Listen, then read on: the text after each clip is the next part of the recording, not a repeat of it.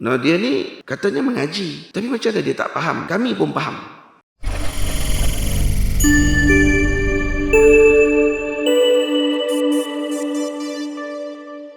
Assalamualaikum warahmatullahi wabarakatuh. Alhamdulillahi rabbil alamin. Wassalatu wassalamu ala ashrafil mursalin Sayyidina wa nabiyyina Muhammad ibn Abdullah Rasulil Amin wa ala alihi wa ashabihi wa man tabi'ahum bi ihsanin ila yaumiddin. Subhanaka la ilma lana illa ma 'allamtana innaka antal alimul hakim. Rabbi shrah li sadri wa yassir li amri wahlul 'uqdatam min lisani yafqahu qawli. Rabbi yassir wa la tu'assir, Rabbi tammim bi khair wa ba'd. Saya muliakan Tuan Imam, pengurusi masjid, Tuan Imam, ahli jawatan kuasa masjid, para guru, para asatizah, para hadirin, para santri yang tidak dapat saya sebutkan satu persatu yang hadir tanpa mengurangkan sedikit pun tanda hormat dan ta'zim saya kepada tuan-tuan semua yang hadir. Kita bersyukur kepada Allah Subhanahu wa taala pada pagi ini, insya-Allah saya akan meneruskan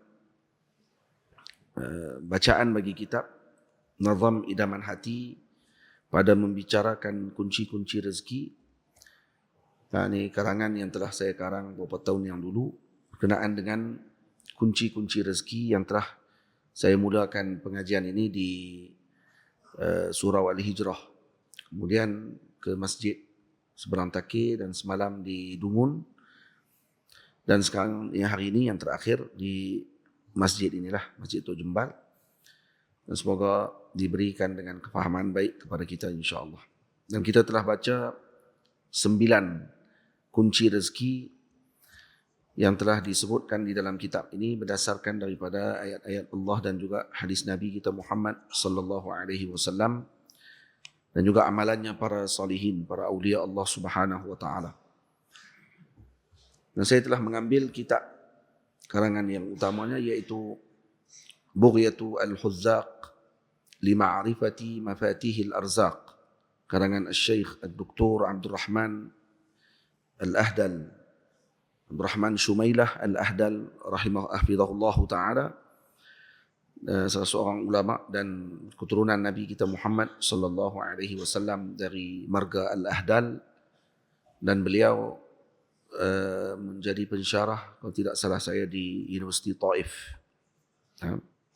Kita masuk pada kunci yang ke-10. Saya baca secara ringkas 9 kunci yang lepas. Kunci pertama mendapatkan pada kemudahan rezeki ialah dengan melazimi taqwa. Kunci kedua bertawakal kepada Allah. Kunci ketiga silaturrahim.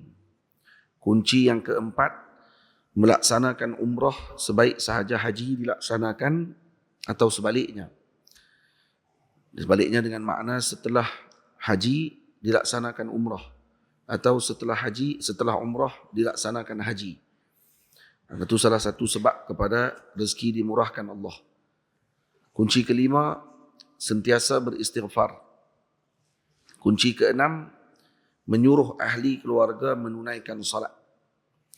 Kunci ketujuh, pernikahan. Kunci ke-8, melazimi selawat ke atas junjungan besar baginda Rasulullah sallallahu alaihi wasallam.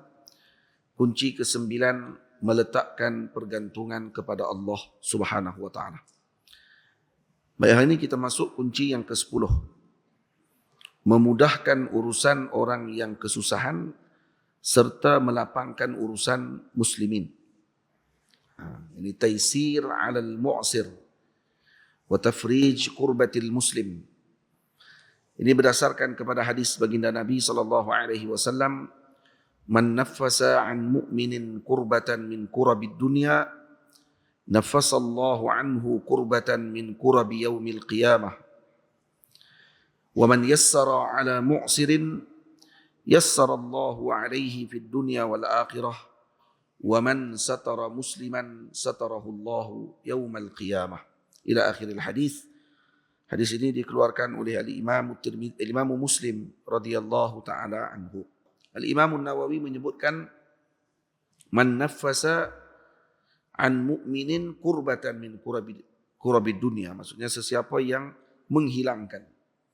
Menghilangkan di sini dengan makna menyempurnakan hajat golongan mukmin ataupun sesuatu yang menyusahkan hidupnya ditolong dan dibantu oleh kita, maka Allah Subhanahu wa taala akan memudahkan urusannya di akhirat kelak. Man naffasa an mu'minin kurbatan min kurabi ad-dunya naffasallahu anhu kurbatan min kurabi yaumil qiyamah. Jadi saya sebut dalam matannya. Kitab ini saya tulis dalam bentuk syair dengan menggunakan bahar rajas. Mustaf'ilun 6 kali. Mustaf'ilun, mustaf'ilun, mustaf'ilun, mustaf'ilun, mustaf'ilun, mustaf'ilun. Ini dalam ilmu arud dan qafiyah. Mudahkanlah urusan teman-temanmu jadi sebab mudah dunia akhiratmu. Urusan muslimin jika kau lapangkan, pasti urusanmu Tuhan permudahkan. Diberi keluasan pada rezekimu, dipermudah hisab, diampun dosamu. Jadi ini antara kelebihan sesiapa yang memudahkan urusan golongan muslimun. Karena disebut dalam hadis secara jelas muslim. Man yassara ala mu'sirin muslim, maksudnya.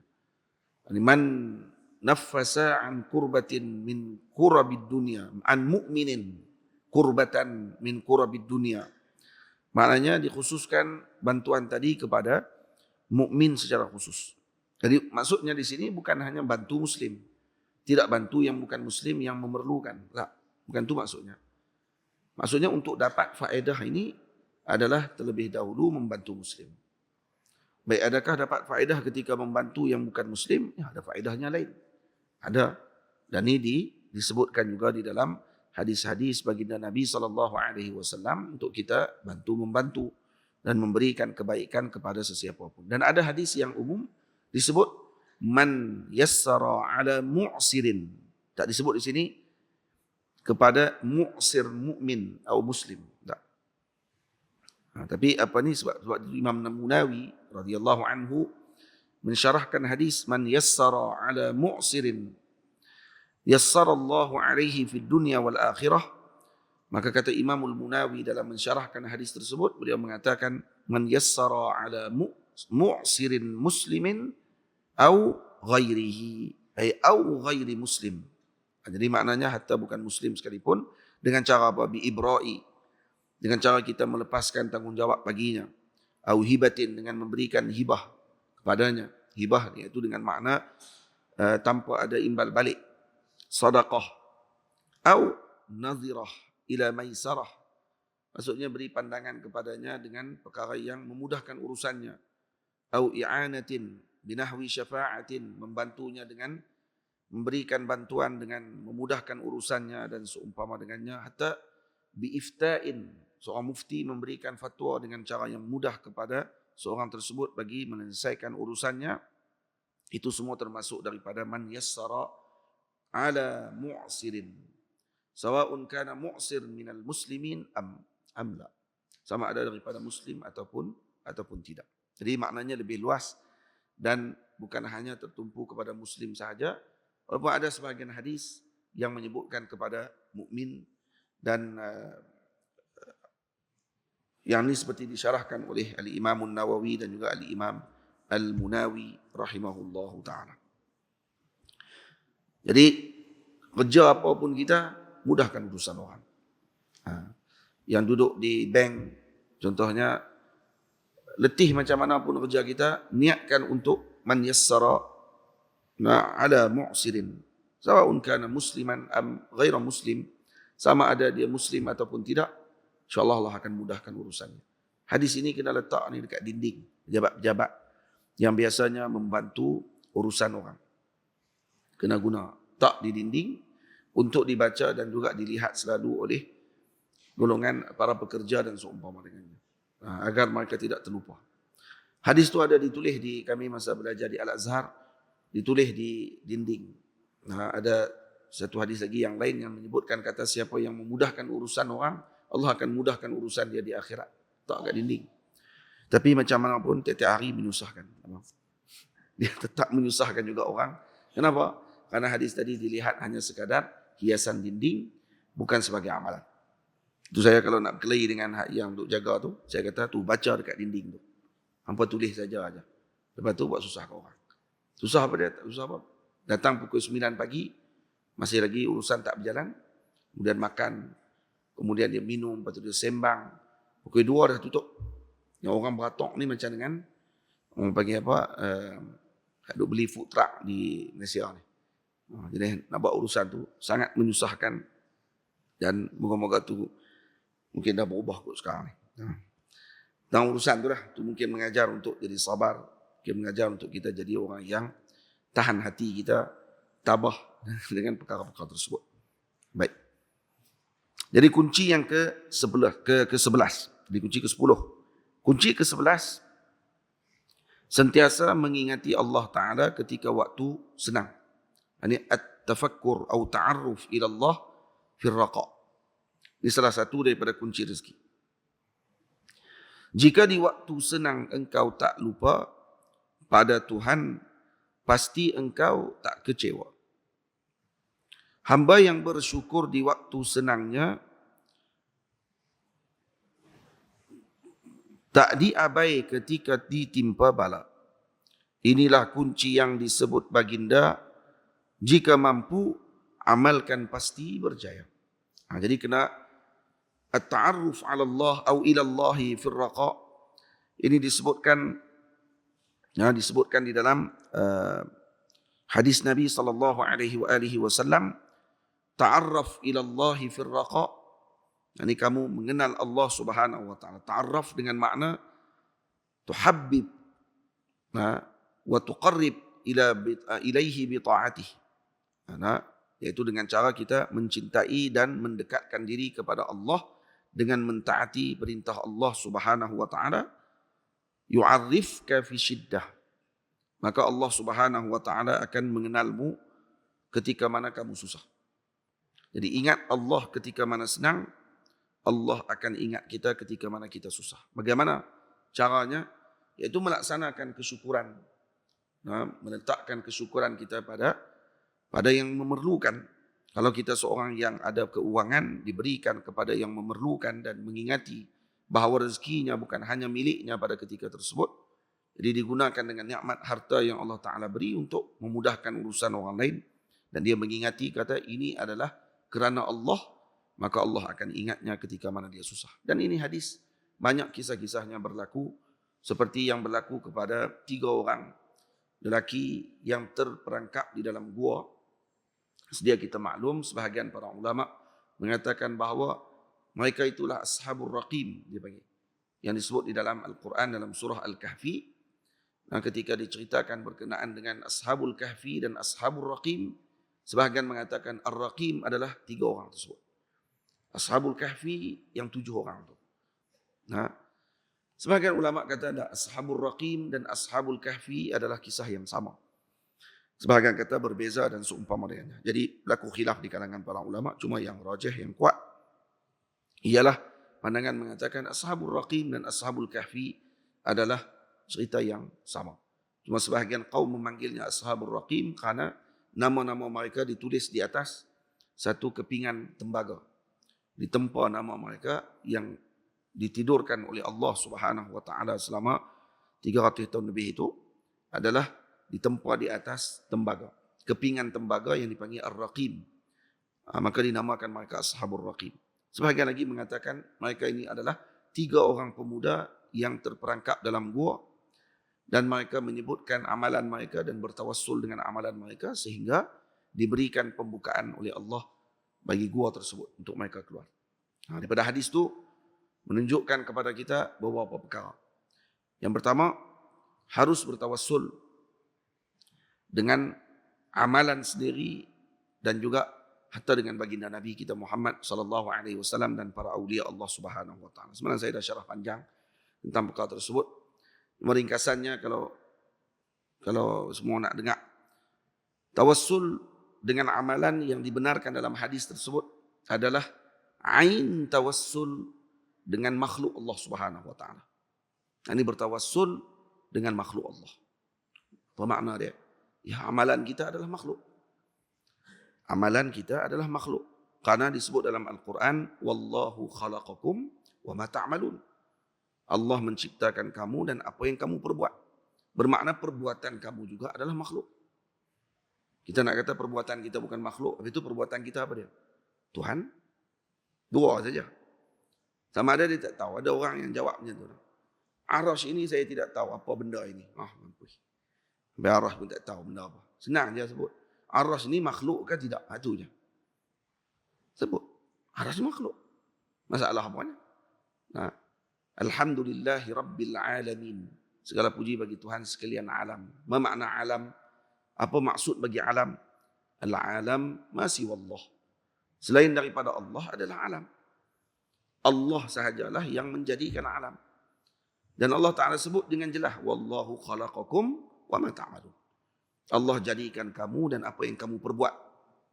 Bermakna perbuatan kita juga makhluk. Jadi maknanya dengan bahasa yang lain, bertawassul dengan makhluk. Bertawassul dengan amalmu bermakna bertawassul dengan makhluk. Kalau bertawassul dengan makhluk, yakni amalmu, itu dikira dibenarkan. Bagaimana dengan Sayyidul Khalqi wal Ajma'in? Sayyidul Kaunaini was Saqalain. Bertawassul dengan ketua kepada seluruh makhluk. Itu insyaAllah.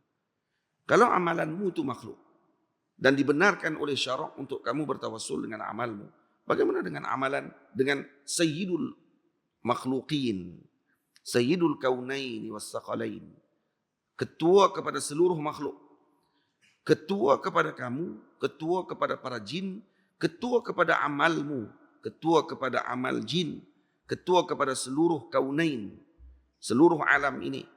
Sama ada alam ini alam jamadat, alam hayawanat, alam nabatat. Ada berapa alam? Ada 4 alam. Alam nabatat, alam hayawanat, alam jamadat, dan alam tuyur, alam burung. Alam jamadat, yakni alam pada makhluk yang tidak bernyawa. Makhluk yang tidak dinisbahkan dengan harakah, dengan gerakan. Bintang, bulan, matahari, ni tiang ni, batu-batu, bukit, gunung, lautan, sungai, pantai, semua dipanggil jamadat. Sungai pun jamadat. Tak, jamat di sini bukan dengan mesti nisbah kepada benda keras sahaja. Maksudnya benda yang tidak bernyawa dengan makna nyawa seperti manusia. Yatafakkar kama tafakkarna. Tidak berfikir seperti kita berfikir. Faham lagi elok-elok. Ini semua saya bagi ini benda-benda yang penting untuk faham dengan kaedah, untuk faham dengan bahasa, untuk tahu bagaimana baca kitab-kitab para ulama dulu. Faham? Semua alam itu dipanggil alam. Kalaulah maksudnya arash termasuk jamadat, kursi jamadat. Walaupun dia di alam yang kita tidak nampak di depan mata kita. Jadi kalau kata begitu, maka maksudnya apa dia?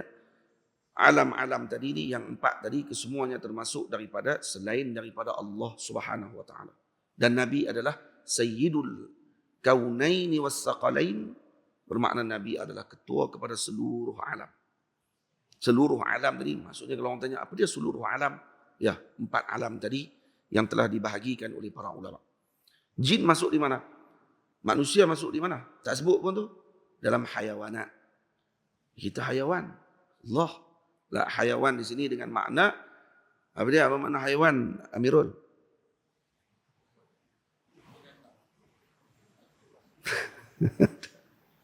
Apa dia hayawan? Ha? Apa dia Najmi? Ha?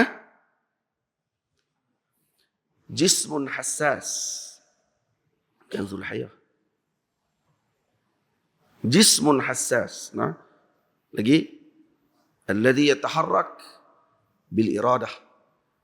Itu makna hayawan. Sebab tu kalau kita mengaji mantik, disebut manusia ni ta'rif dia daripada al-insan hayawanun natiq. Al-insan hayawanun natiq. Ada orang marah. Dia kata apa ahli mantik ni? Terjemah manusia sebagai hayawan yang natiq. Natiq di sini makna dia apa dia? Natiq di sini bukan dengan makna yang bercakap. Tak, natiq di sini dengan makna zu fikrin, zu aqlin, yang ada akal. Hayawan dengan makna apa? Jismun hassas, jasad yang mempunyai panca indera, alladhi yataharraku bil iradah, yang bergerak dengan kehendak. Maka itu dipanggil hayawan. Jadi jismun hassas alladhi yataharrak bil iradah, maka termasuk dengan manusia, termasuk dengan jin, termasuk dengan malaikat Allah. Karena malaikat juga jismun, dan jismun malaikat jismun nurani, yang tidak nampak di depan mata kita. Mereka melihat kita, kita tidak melihat mereka. Sama. Jadi kesemua alam ni adalah alam. Dan Allah adalah Rabbul Alamin, Tuhan kepada sekalian alam. Maka apa maksud alam? Masih wallah. Dan bila mana Allah Ta'ala menyebutkan wallahu khalaqakum wa ma ta'malun, maka kita faham yang seperti mana saya sebut. Kalau tak faham juga, memang ajaib betul. Maksudnya, kamu kalau nak rot, saya punya ucapan tadi, rot macam saya rot, tolak macam saya tolak. Tak perlu nak sebut kata tawassul. Alaysa hadha syirk? Bukankah itu syirik kepada Allah Ta'ala? Apa dia syirik? Kenapa kamu sebut syirik pada benda tadi diajar oleh Nabi kita Muhammad SAW?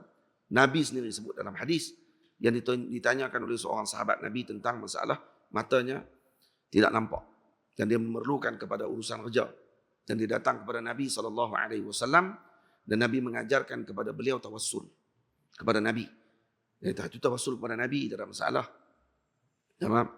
Tawassul kepada Nabi. Tak, bukan Nabi ajar tawassul kepada Nabi saja. Nabi ajar istighasah kepada Nabi SAW, dan Nabi mengatakan bahawa ini bukan khusus kepada kamu sahaja. Ini boleh kepada setiap orang yang selepas kamu pun. Maknanya sampai ke zaman ini, selagi hadis tadi dibaca. Dan kalaupun kita tak pernah baca hadis tadi, tidak bermakna tak ada. Dan kalaupun kita tak pernah dengar, tak mestinya kita kata benda tu tak mesti terjadi. Karena kita bukan alim pun. Itu ya Pak. Jadi saya tak pernah dengar pun itu. Mana dalilnya? Ada khata' minkum. Kesalahan tu kamu yang punya pasal. Dan kamu tak mengaji. Dan bukan semua hadis kamu dengar. Dan kamu pula dengar daripada sebelah pihak. Orang yang suka membida'ahkan amalan umat dan seumpama dengannya.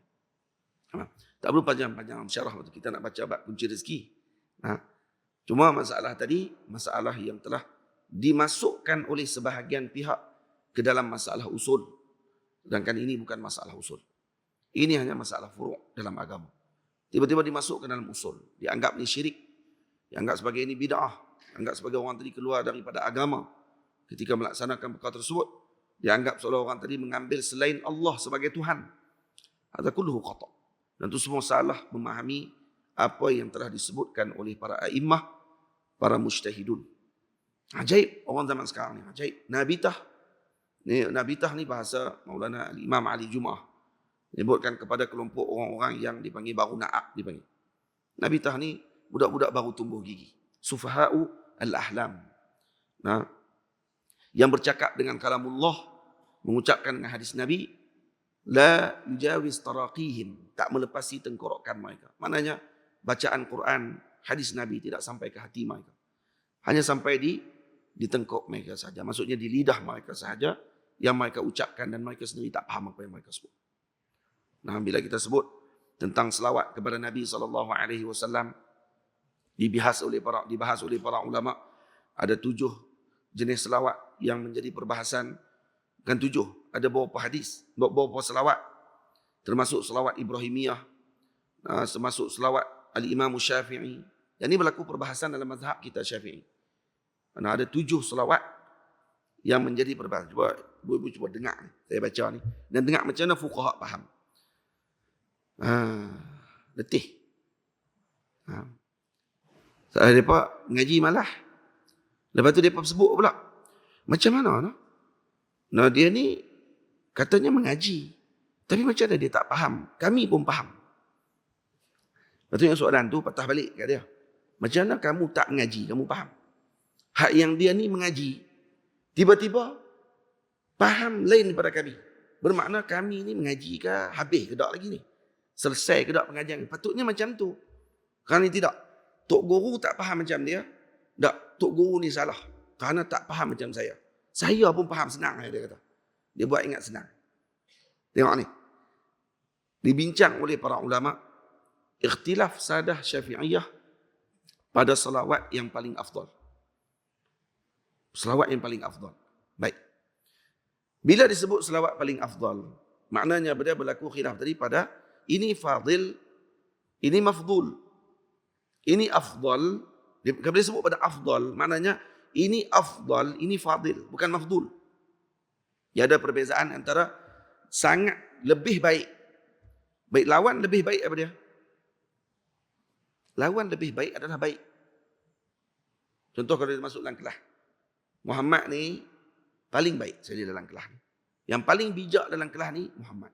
Anak murid lain boleh balas pada waktu tu, kata, habis tu kami ni bodoh lah Tok Guru. No? Memang bodoh lah. Kalau kata itu memang bodoh sungguh lah. Sebab apa? Sebab ustaz tadi bagi contoh, kata ni paling cerdik dalam kelas ni. Bermakna apa bila paling cerdik? Bermakna yang lain cerdik.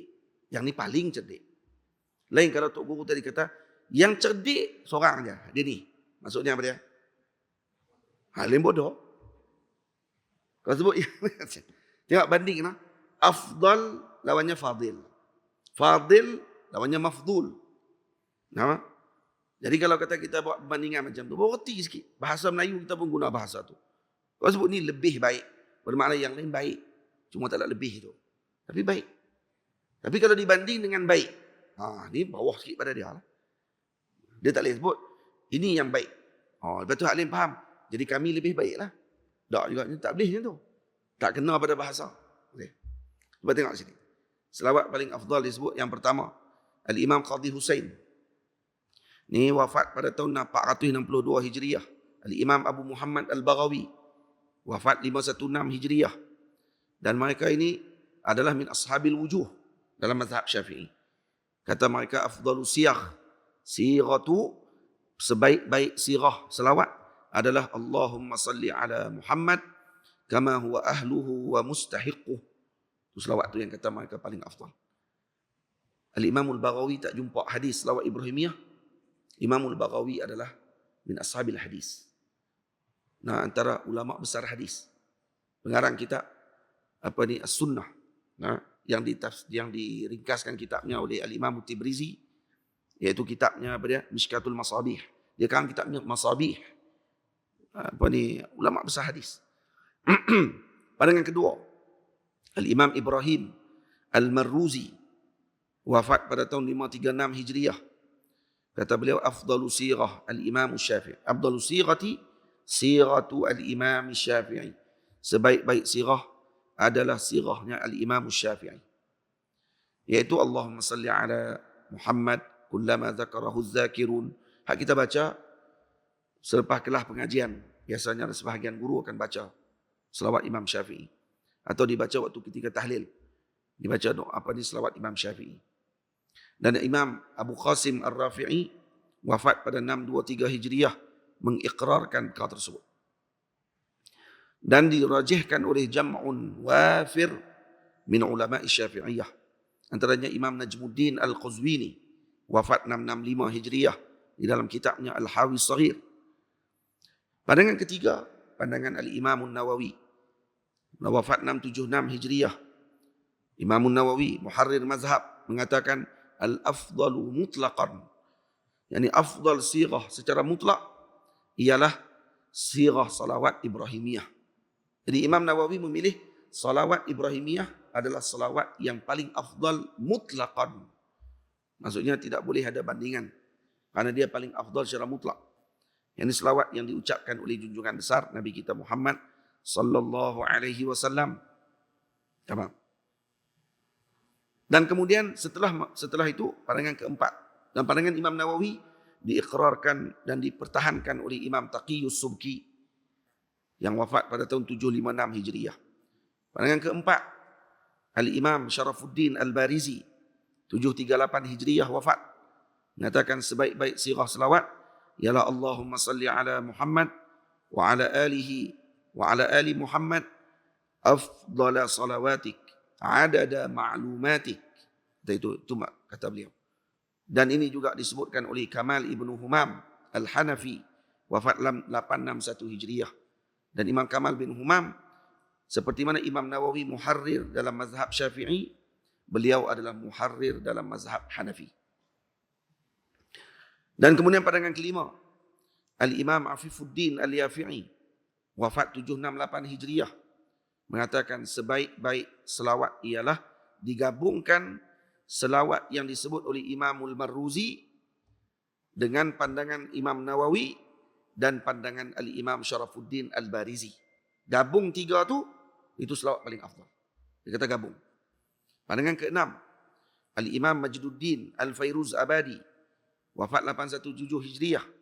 Beliau mengatakan seafdal-afdal salawat ialah Allahumma salli ala Muhammad wa ala ali Sayyidina Muhammad salatan daimatan bidawamik.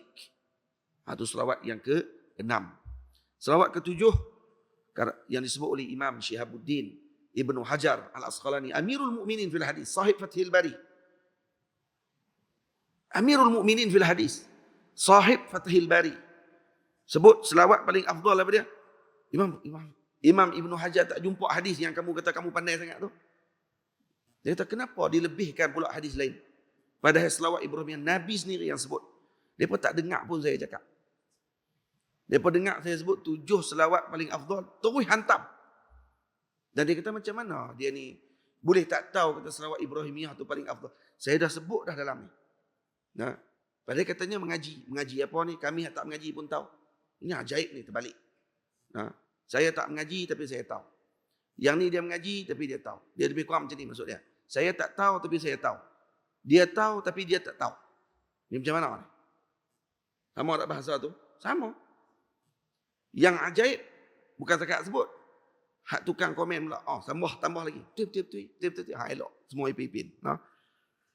Imam Ibnu Hajar kata apa? Afdal salawat kata apa? Allahumma salli ala Muhammad abdika wa nabiyika wa rasulika nabiyil ummi. Salawat ummi. Yang kita baca disebut sebagai selawat 80 tahun. Ada hadis selawat tu.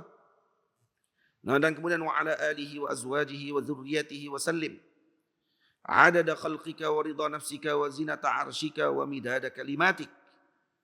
Dan kemudian Imam Ibnu Hajar taraddada antara digabungkan di antara hadis pertama, kedua dan ketiga dengan menyebutkan Allahumma salli ala Muhammadin nabiyyi wa azwajihi ummahatil mu'minin wa zurriyyatihi wa ahli baitihi kama sallaita ala Ibrahim. Waltasar li kulli qawlin hadhihi al-aqwal a'immah rahimahullah. Dan setiap qaul yang 7 tadi ini ada ulama-ulama yang berpegang dan mengatakan ini lebih afdal, ini lebih bagus, ini lebih baik. Baik, sekarang ni yang komen pakat tulis kata apa? Dia kata disuruh tinggal pula selawat Nabi. Saya suruh tinggal. Saya suruh baca dan kita sebut tu semua tu afdal. Bincang ulama pula ini afdal. Sebagian kata ini lebih afdal daripada sekian. Bermakna apa? Kesemuanya bagus, semuanya baik untuk dibaca.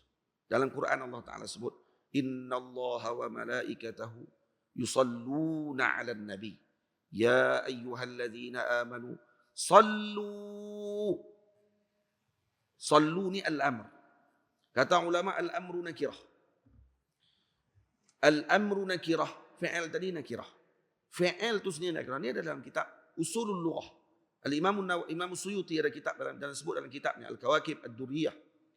Dibahaskan tentang masalah al-af'al nakirat. Fi'il itu sendiri nakirah. Maknanya dia bersifat dengan umum. Baik, sekarang ni bila disuruh sallu, berselawatlah kamu. Baik, selawat dengan selawat apa? Allah Ta'ala sebut dalam tu sallu bi salati Ibrahimiyah. Selawat dengan salawat Ibrahimiyah saja. Jangan selawat dengan salawat lain. Aina at-takhsis? Aina ta'ti bit-takhsis? Dari mana kamu datangkan dengan taksis tersebut? Mengkhususkan sesuatu. Seperti mana kamu kata kami mengkhususkan sesuatu yang tidak dikhususkan oleh Nabi? Dari mana kamu mengkhususkan selawat tadi yang kamu kata ini saja boleh dibaca? Sedangkan dalam Al-Quran Allah Ta'ala guna dengan sirah umum. Hati ad-dalil. Mana dalil? Mereka tak ada dalil pun. Dalil mereka adalah mengikuti orang sebelum mereka yang juga tidak ada dalil. Dan kita menggunakan dalil. Dan kita menyebutkan dalil seperti yang disebut oleh para ulama, a'immah, mujtahidun. Mereka siapa mujtahid di kalangan mereka? Yang boleh keluarkan pandangan. Macam kita sebutkan tadi. Tak boleh. Hakikatnya mereka tidak dengar. Mereka membutakan telinga mereka untuk mendengar daripada yang sepatutnya. Dan mengambil daripada orang yang kononnya keluarkan dengan dalil. Apa dalilnya? Dalil dia kata, Nabi tak buat. Itu bukan dalil. Dalil dia kata, Nabi tak sebut. Itu bukan dalil. Dalil bukan Nabi tak buat, Nabi tak sebut. Dalil kalau tak bagi, Nabi kata tak boleh. Kalau boleh, Nabi kata buat. Bukan dalil kata Nabi tak buat. Nabi tak sebut. Bukan gitu. Itu bukan pengambilan hukum. Itu kita bukan mujtahid. Kita mengambil daripada mujtahidun. Maka hormati. Nah, seperti mana kamu hormat dengan seorang doktor ketika kamu pergi ke hospital untuk ambil ubat. Nah, kamu hormati dia. Kalau tidak, dia tak akan bagi ubat yang sebenar kepada kamu. Itu juga dalam agama. Ada ahlinya. Ada orang yang menghabiskan masanya dengan ilmu. Nah, dan juga mempelajari daripada para a'immah. Bukan sekeping sijil saja. Ilmu. Pergi mengaji dengan para guru. Bukan sekeping sijil semata-mata. Maka itu dianggap seperti seorang yang tidak tidak mengambil dengan jalan yang sebenar dan seumpama dengannya. Ajib zamanlah. Tapi setelah mana kita tahu bahawa yang mengajarkan mereka juga adalah orang-orang yang memang mengarahkan ke arah tersebut karena mereka sendiri tidak menguasai ilmu dengan baik. Nah, maka ketika tersebut kita tidak heran lagi pada waktu itu. Tamam. Saya tidak mau panjang kalam ibu ayah semua. Nah, walaupun ada baru setengah jam cakap ni. Tapi kita tahu lepas subuh ni dia kali lama-lama. Lepas subuh ni kalau lama sikit lagi dia murung lah. Nah, dan hak dengar pun dia jadi nak mengantuk. Dia jadi lapar. Tambah pula pagi-pagi lagi. Nah, tiba bincang dah masalah-masalah berkenaan dengan khilafiyah dan seumpama. Bukan khilafiyah ni masalah dia. Yang mengkhilafkan benda ni adalah kelompok tersebut. Para ulama dulu bila bincang masalah afdal salawat tadi ni, kesemua mengatakan bahawa kesemuanya bagus. Nah, tidak ada masalah. Dan tidak ada larangan dalam syarak untuk seorang alim tadi membuat sirah salawatnya sendiri. Kerana tak ada larangan daripada syarak. Nabi tak pernah sebut kata jangan buat salawat selain pada Ibrahimiyah. Nabi tak pernah sebut macam tu. Dan yang kita baca tadi ni, tak ada satu ucapan kita kata jangan baca salawat Ibrahimiyah, baca salawat-salawat lain. Siapa yang kata macam tu? Ini orang panggil mantik tak betul. Cara fikir tak kena dan kemudian menuduh dengan tuduhan yang tidak benar dan ini dalil kepada al-jahl. Jahil. Jahil ni ajaib. Buaya semua. Jahil ni satu benda yang tak akan boleh hilang walau kena bakar dalam neraka dan keluar paling hujung daripada neraka. Ada dalil? Ada dalil. Yang saya cakap tidak ada bukti? Ada bukti. Dalam hadis, dalam Syama'il, Imam Tirmizi riwayatkan hadis seorang lelaki keluar yang terakhir daripada neraka. Yang terakhir keluar daripada neraka ni dia merangkak. Punya teruk. Merangkak keluar daripada neraka. Dia yang terakhir, paling last. Lepas dia keluar dah daripada neraka, malaikat kata, masuk syurga. Selesai dah kamu punya hukuman. Dia last sekali. Moga-moga bukan kita lah orang tu. Amin ya rabbal alamin. Amin. Amin. Amin pun tak. Nak jadi ke? Jadi dia ni keluar yang last sekali. Elok dia keluar last sekali, dia buat apa? Dia masuk syurga. Elok dia masuk dalam syurga. Dalam hadis disebut ni. Hadis ni Nabi gelak. Hatta badat nawajizuh. Gelak di sini bukan dengan makna terbahak-bahak. Karena Nabi tidak pernah gelak terbahak-bahak. Dahik di sini dengan makna tabassam. Dia tabassam. Nabi tersenyum. Sehingga nampak gigi geraham Nabi. Senyum Nabi sampai terbuka mulut. Jadi bila lelaki ini masuk dalam syurga, dia tengok-tengok syurga. Wish, dia kata semua ahli syurga dah ada rumah, ada tempat duduk, semua sekali. Dia pun keluar balik. Mana ada orang masuk syurga nak keluar balik? Dia keluar. Keluar balik dia panggil, dia kata, Ya Rab, wahai Tuhanku, semua ahli syurga dah ada rumah. Aku tak ada rumah lagi. Allah Ta'ala kata kepada dia, dulu kamu di dunia dulu, ada rumah yang kamu inginkan, yang kamu teringin dulu ni. Kalau orang manusia kan dia lalu mesti dia nak rumah besar lah. Kalau dia lalu ke istana raja, dia kata, kalau dapat besar ni pun tak apa dah. Dia Nah, kalau lalu tengok rumah cantik-cantik, dia kata, boleh terani pun tak apa lah. Tapi dah tu nak lebih besar lagi. Jadi dia pun kata, nah, saya ada rumah yang saya inginkan, ya Allah. Jadi kalau Allah Ta'ala kata, tamanna. Ya, inginkan. Letakkan dalam cita-citamu tadi, dalam hatimu, apa benar kamu nak. Maka dia pun letaklah hati dia. Maka Allah Ta'ala kata apa? Kamu akan aku berikan dengan apa yang kamu inginkan dan 10 kali ganda dunia. 10 kali ganda dunia. Bukan 10 kali ganda Tok Jembal. Kalau orang Terengganu ada seorang, dia tanah dia adalah Tok Jembal ni semua tanah dia. Agak-agak dia orang kaya tak di Terengganu ni. Kaya. Tok Jembal ni dia punya. Semua tanah dalam ni, masjid ni dia wakaf. Nah, dari tanah-tanah orang beli buat kebun, buat taman, buat apa semua. Hak tu semua tanah dia.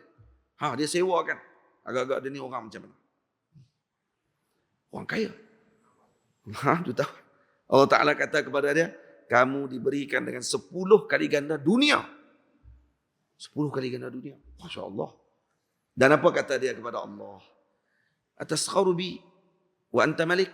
Dia kata, tentang kamu Tuhan, kamu pemain aku. Dia kata. Maksudnya kamu boleh bagi sebelum aku minta. Tapi kamu pemain aku. Tengok ni. Dia boleh baca 2. Bacaan pertama yang saya baca tu, saya kurang minat bacaan tu. Hak saya terjemah hak pertama tu. Hak tu terjemahan seolah-olah macam biadab dia dengan Allah Azza wa Jalla. Para ulama sufi baca dengan lebih lembut.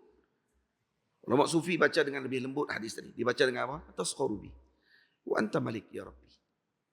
Kamu telah menghina aku ya Allah. Dan memang aku berhak dihina ya Allah. Kerana aku adalah hamba-Mu. Dan kamu Tuhanku. Itu bacaannya lebih lembut sikit. Kalau ulama sufi dia baca macam tu. Saya lebih suka bacaan kedua. Tapi bacaan pertama, saya baca tu untuk nak tunjuk pada sisi yang lain. Kalau lelaki ini keluar, ibu ayah semua, hadirin semua. Dia keluar dalam keadaan yang pertama. Dan Nabi gelak dengar hadis tu. Dia boleh sebut kepada Tuhan. Tuhan mempermainkan dia. Nah, sedang mentang-mentang itu Tuhan. Dan saya hamba. Maka Tuhan mempermainkan saya. Memang layak pun. Kenapa? Karena kamu yang terakhir keluar daripada syurga. Daripada neraka. Ibu ayah semua. Hadis ini menunjukkan kata lelaki ini waktu keluar daripada neraka. Dia dibakar dosanya. Tetapi jahil masih kekal. Tak dibakar. Macam mana jahil tadi dikeluarkan? Dikeluarkan dengan dia keluar balik kali kedua daripada syurga. Dia masuk, dia jahil. Dia tengok orang syurga semua dapat rumah masing-masing. Dia tak tahu. Kata syurga ni kalau masuk, niat saja dalam hati akan dapat macam dia nak. Dia tak tahu yang tu. Maknanya dia tak pernah mengaji pun waktu di dunia. Tak pernah mengaji. Jadi insya-Allah, hak mai majlis ni pada hari ni, yang pernah dengar hadis ni, insya-Allah dia bukan orang tu. Kerana dia dah tahu dah. Dia dah tahu dah. Ni malah ngaji. Bukan cakap malah ngaji, tak tahu terus siapa dia ada ni. Duduk kat mana dunia pun kita tak tahu. Jadi, maknanya dia keluar dalam keadaan jahil masih tidak dibakar. Satu-satunya benda tak kena bakar ni, jahil. Berat no? Macam mana pok-pok jahil ni? Kalau kata dia bercakap, kalau kata dia orang panggil apa, bermuamalah dengan orang, tu kita jangan. Saya kadang-kadang jadi heran macam mana mereka boleh celah benda yang mereka sendiri tak tahu. Ini adalah zaman itu. Zaman ketika mana orang yang mempelajari ilmu dengan sesungguh-sungguhnya, yang menghabiskan masa hidupnya tadi dengan ilmu, sehingga mati ahli keluarganya, kharab dukannya, kedai-kedainya pun sendiri yang dia berniaga pun bangkrut habis semua sekali kerana menumpukan pada pengajian. Tamam? Tiba-tiba datang orang yang tak tahu main daripada mana, keluar daripada alam mana pun tak tahu, pinafi apa yang telah dia pelajari dengan detail daripada para guru mengikut turutan ilmu yang sepatutnya. Ini bukan dengar ceramah. Ini pergi mengaji. Tok-tok guru, para alim ulama dulu pergi mengaji. Bukan pergi mengaji cara nak ceramah. Cara nak ceramah ni mai. Saya ni bukan jenis orang bercakap. Ibu semua daripada masa duduk mengaji dulu kan orang bercakap. Kalau duduk tingkatan 1, tingkatan 2, tingkatan 3 sekolah dulu, siapa pun tak suruh bercakap. Buah. Duduk belakang tiang. Tak pernah bercakap. Pergi ke sekolah selepas saya tingkatan 4, 5 dan 6. Barulah cakap sikit-sikit. Tapi bila ingat balik hak cakap dulu ni, baik tak ada rakaman. Baik yang mengatur ucapan kita ni tadi dalam ucapan kita mengaji ni bila? Waktu telah mengaji. Mengaji ilmu dengan betul. Dan tahu mana satu betul, mana satu betul. Sama satu yang tak betul. Dan tahu mana satu subjek, mana satu predikat. Tahu mana satu yang kita akan letak dengan tasawur, kemudian letak dengan tasdiq. Kalau segi mantik. Dan waktu itu kalau nak rat yang saya ucap. Qadiyah atau ucapan isu yang saya sebutkan tadi, rat seperti mana yang saya sebutkan. Dengan bentuk ilmu yang sepatutnya. Jangan hanya sekadar dah tak boleh nak tolak. Dah sekali, guna dengan hujah yang panggil apa, menjatuhkan peribadi dan seumpamanya. Ini dalil kepada bacul. Dan ini menunjukkan kepada kita ni orang yang tidak tahu untuk menilai dan mengetahui bagaimana untuk berbincang. Maka orang begini tidak perlu berbincang. Qalu salama. Kata Nabi, kata Allah Ta'ala, idza qatabahumul jahilun qalu salama. Kata kepada mereka salama. Salama di sini kata ulama bukan mesti sebut salama. Maksudnya kamu mesti melakukan perkara yang bertentang dengan mereka lakukan. Kalau mereka berkeras denganmu, kamu berlembut dengan mereka. Tidak melakukan seperti yang mereka lakukan. Karena kalau tidak, mereka akan menjadikan dirimu seperti mereka. Faham? Sebab tu kena jadi bijak. Dan ini rahmat Allah Ta'ala kepada para guru kita yang mengajarkan kita dengan akhlak tersebut. Dan moga-moga kita berterusan dengan akhlak tadi. Amin ya rabbal alamin. Tamam. Jadi ini mengingati Allah ketika senang. Lari dajak sampai ke jauh tadi, sampai kepada Ashabul Raqim, masuk sampai ke Wahabi. Tersebut jugalah kali. Jadi yang tu semua adalah sebagai jawapan kepada masalah tersebut. Baik. 5 minit. Kunci yang ke-9. Kunci yang ke... Macam tadi apa? Kunci yang ke-11, ke-12. Merapatkan saf dalam sembahyang, dalam solat dengan tidak meninggalkan ruang kosong. Ini salah satu kunci rezeki. Jangan lupa ni. Rapatkan saf ketika sembahyang. Bisaddil furjah. Bisaddil furjah ni macam mana ibu ayah semua? Afdal bangkit 2 orang santri. Santri bangkit 2 orang. Zahid dengan Afiq. Okay. Baik, buat duduk dalam saf. Okey, ni rapat. Tengok ni. Okey, ni rapat. Kerana tidak boleh orang dah masuk di tengah-tengah tu. Di celah-celah mereka tidak boleh orang masuk. Baik, mesti kena rapat. Bau afdal. Dan baiknya kalau dirapatkan lagi bau dia. Contohnya. Bukan rapat dengan buku lali. Rapat buku lali ni pok tu ya. Baca hadis salah. Nah, ini ditambih oleh Al-Imam Anwar Kashmiri. Anwar Shah Kashmiri dalam kitabnya Faidul Bari. Disebutkan kesalahan kelompok tersebut yang memahami hadis dengan salah. Mereka merapatkan buku lali mereka. Sebab tu kalau ibu ayah tengok orang Arab yang pahaman dengan pok tu. Tak orang Arab lah kita pun ramai. Dia akan rapat buku lali dia. Jadi kaki dia akan jadi panjang luah. Itu bukan sunnah Nabi SAW. Tamam? Macam tu. Baik. Cuba renggang sikit. Ya. Tak semestinya. Bukan kata mesti salah. Tapi tak semestinya. Dan itu kadang-kadang boleh menyebabkan berlaku perkara yang lain pula. Sebab dia akan, kemungkinan nanti dia akan jadi, boleh jadi. Itu lagi teruk tu. Itu memang jahil merakab tu. Pijak kaki kawan sebelah pula. Okey, kalau macam ni. Ni. Baik. Dikira rapat sah atau tidak ni? Bayar semua. Masih dikira rapat. Tamam, masih dikira rapat lagi. Kenapa? Kerana tak ada orang boleh masuk tengah tu. Cuma tidak sempurna. Tidak sempurna. Tapi masih lagi dikira rapat lagi. Lagi. Kalau yang ni teruk lah. Yang ni masa PKP dulu ya. Jadilah masa PKP tu. Terus buat dah lah. Tak balik masuk sini. Jadi kalau kata masih lagi ada ruang di tengah tu, kita tak boleh kata orang tadi tidak rapat. Karena kita tak boleh masuk tengah-tengah tu. Tak boleh. Dia masih lagi dikira merapatkan saf.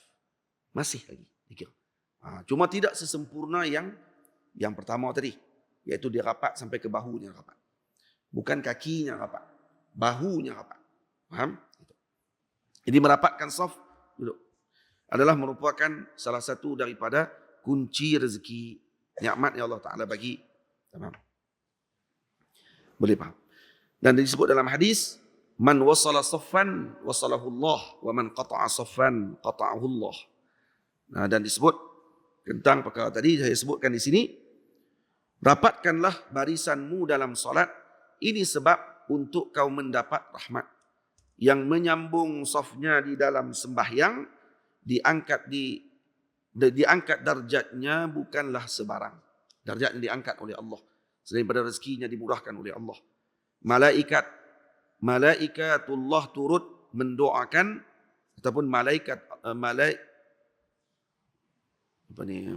Allah turut mendoakannya. Malaikat Allah, baca lajunya tu.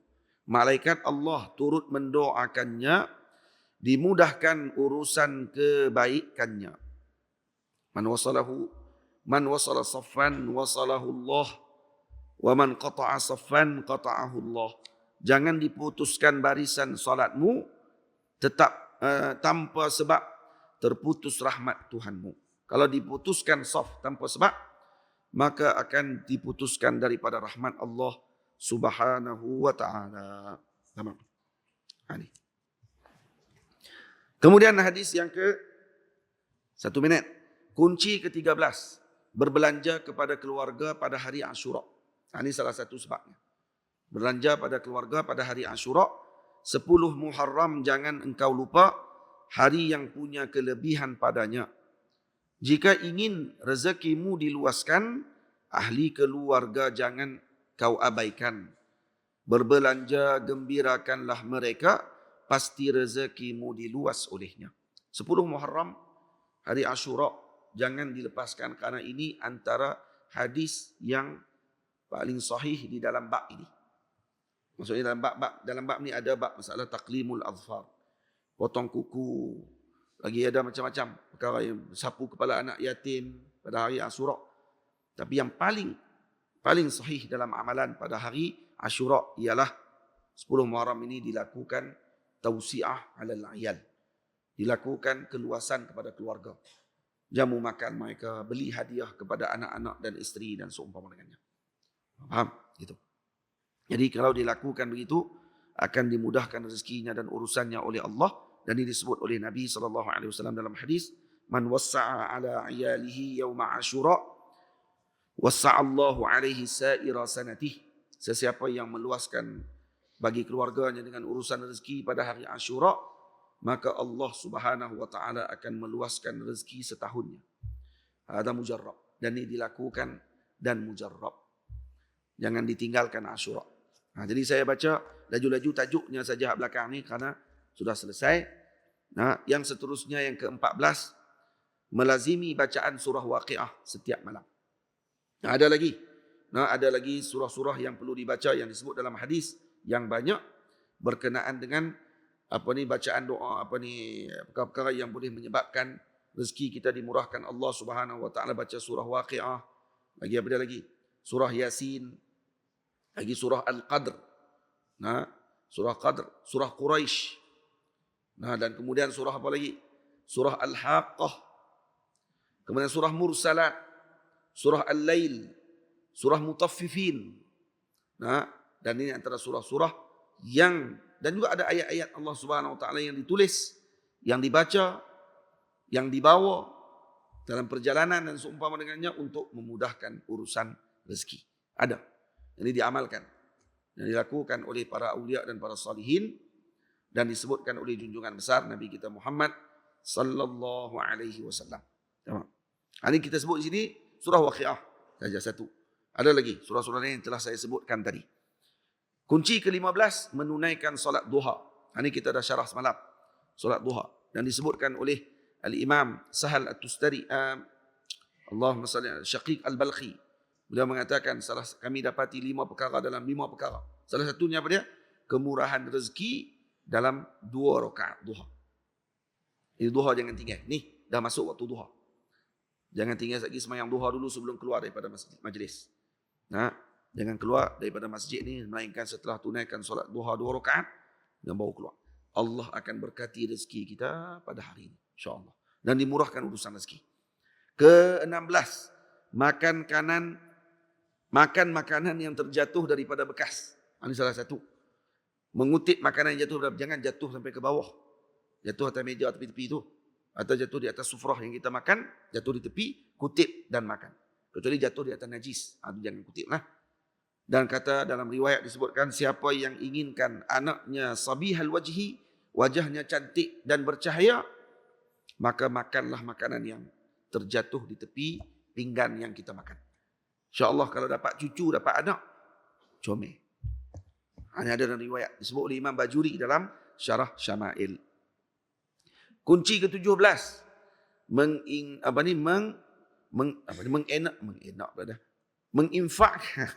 Menginfakkan harta ke jalan kebaikan.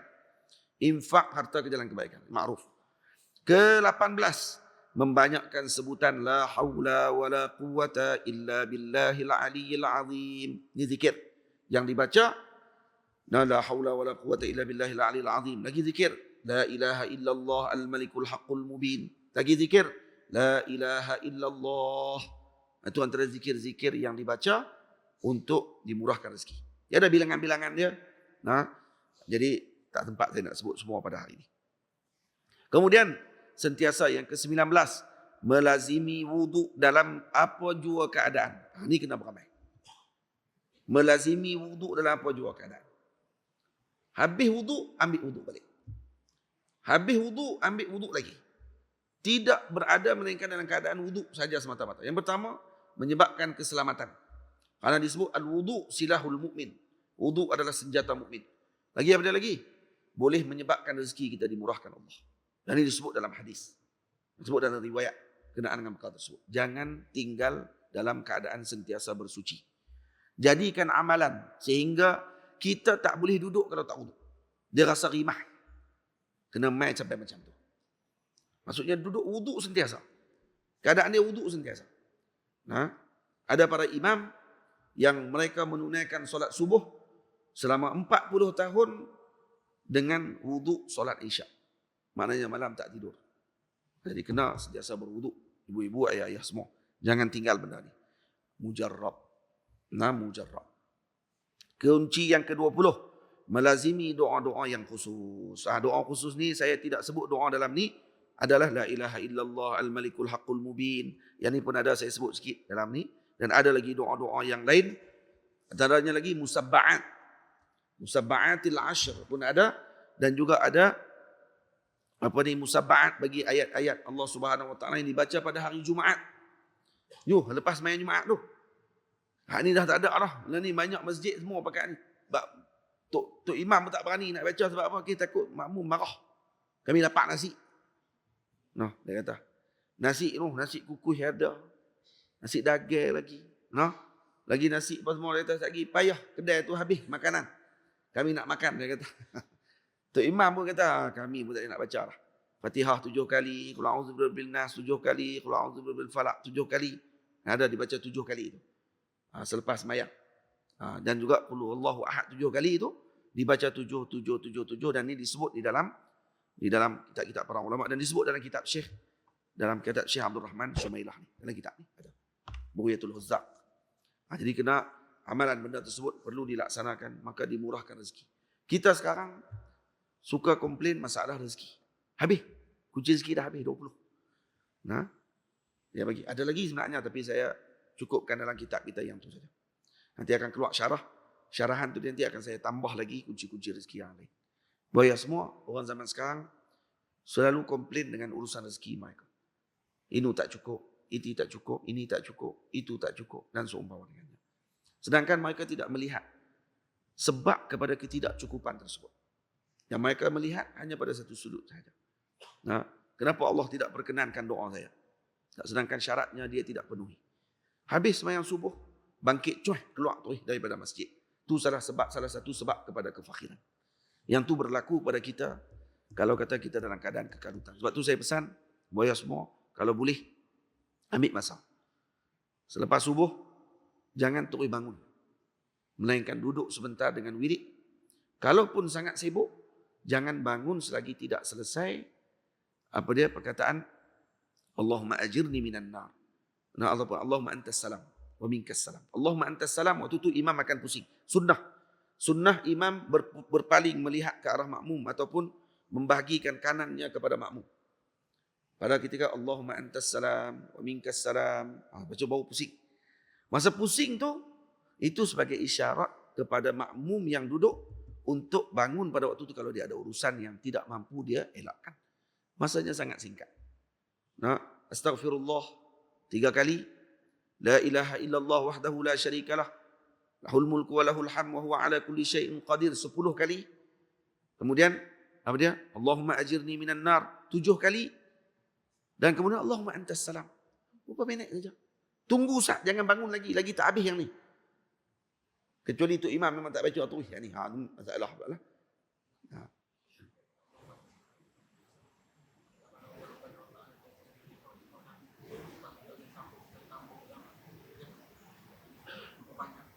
Tak boleh tu tak boleh. Boleh tak masalah. Yang tak bolehnya pergi kata hak ni tak boleh baca. Tak bolehnya tu kalau dia kata ni tak boleh baca. Tu tak boleh.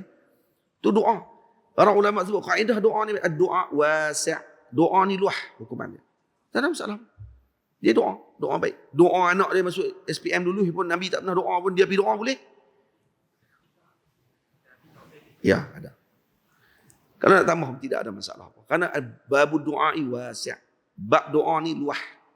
Bab doa ni luah. Pegang tu kaedah tu. Bab doa ni luah. Sebab tu kita tak pernah kata kat puak dia. Waktu dia baca doa, ya Allah bagilah anak saya lulus di universiti dia. Dan Nabi doa universiti. Bawa keluar satu riwayat tengok. Doa lulus universiti. Sebut universiti tu. Tak ada masalah. Kita pun tak kata kamu buat bid'ah pun. Karena babud du'a wasi'. Pegang tu, babud doa wasi'. Bab doa ni luah. Tak masalah.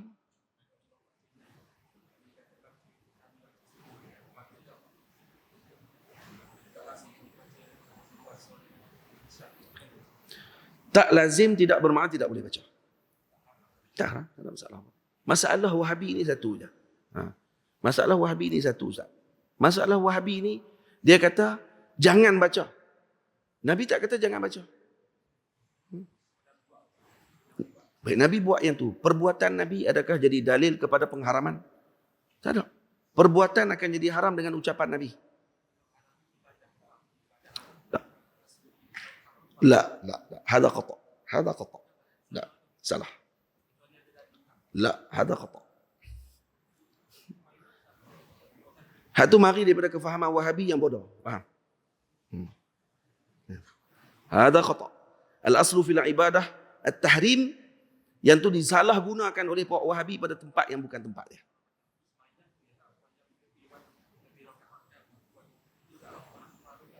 Solat yang wajib, yang fardu saja. Solat sunat kalau kata kita nak buat ni. Contohnya solat sunat mutlak. Kalau lebih, tak apa, kita bincang lagi. Soalan ni kita nak berhenti lah. Nah, hak ni kena bincang balik masalah usul. Nah, dan usul mereka sendiri dah salah dah dalam pemahaman masalah tersebut. Hak ni masalah Wahabi. Dan saya pesan kat Ustaz, jangan dengar Wahabi cakap. Itu je senang. Nanti Ustaz akan jadi pening pala. Tu yang tu. Nak dengar hak tu lah kali tu. Hak tu Ustaz sendiri sebut. Saya tak sebut. Tu. Wassalamualaikum warahmatullahi. Saya ucap terima kasih banyak kepada ibu ayah semua.